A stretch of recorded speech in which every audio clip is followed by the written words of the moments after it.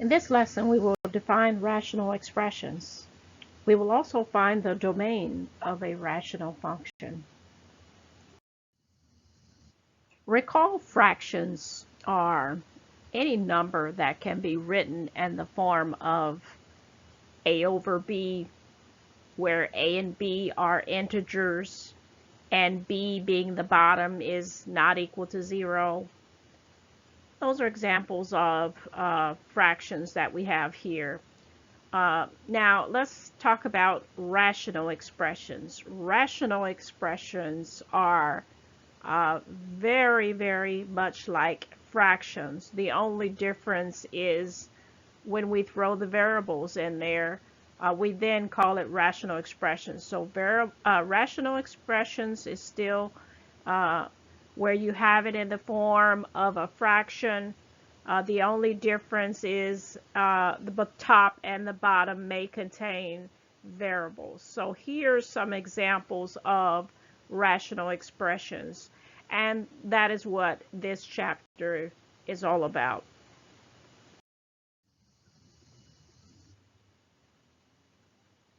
Okay, so before we begin working with rational expressions, it's very important that you know some common things, and that is, if you have an integer on the bottom, a negative or positive integer on the bottom, but you notice that you have a 0 on top, a 0 on top will always equal 0.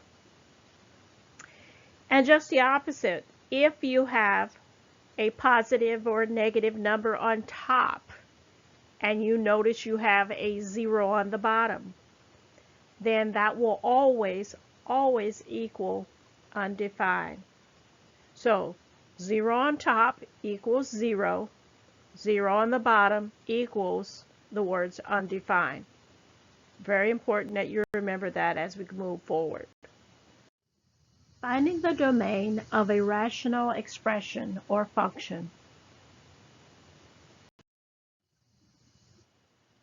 Rational functions. A function that is defined by a quotient of polynomials is a rational function.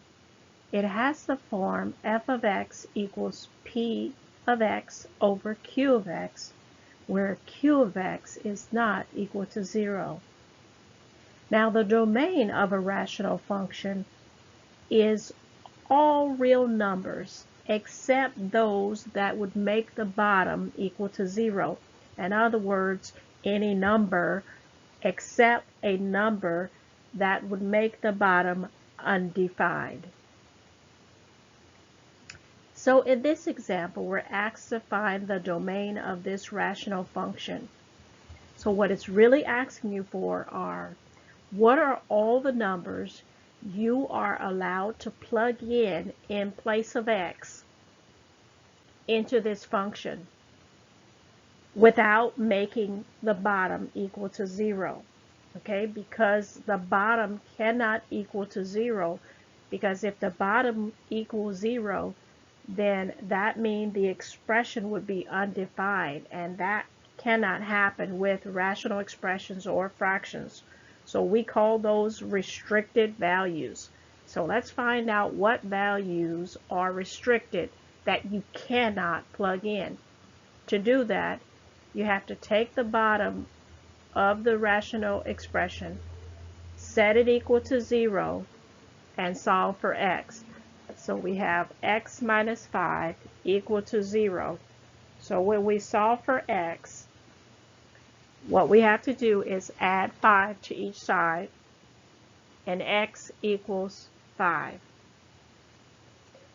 That means that 5 is the only number that would make that expression undefined.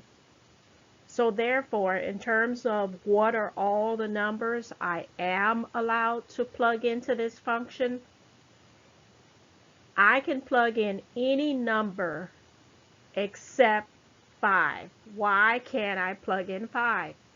Because 5 would make this function undefined. So in order to write that in interval notation form, what you want to write is, you want to write that I can have any number, but I can't have 5. So you're going to write it as brackets or braces, x is such that x cannot be 5. That's the same thing as saying x is such that it is all real numbers except 5. And there you have it, the domain of this rational function.